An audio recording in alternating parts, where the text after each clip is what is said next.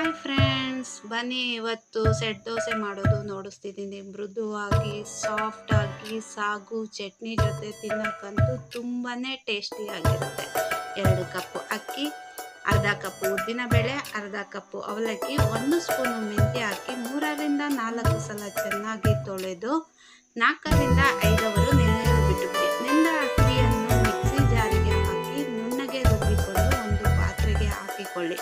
ನಂತರ ಬೇಕಾದಷ್ಟು ಉಪ್ಪು ಹಾಕಿ ಚೆನ್ನಾಗಿ ಮಿಕ್ಸ್ ಮಾಡಿ ಓವರ್ ನೈಟ್ ಫರ್ಮೆಂಟ್ ಆಗಲು ಬಿಟ್ಟು ಬಿಡಿ. ಬೆಳಗ್ಗೆ ತೆಗೆದು ನೋಡಿದರೆ ಈ ಥರ ಉಬ್ಬಿ ಬಂದಿರುತ್ತೆ. ಚೆನ್ನಾಗಿ ಮಿಕ್ಸ್ ಮಾಡಿ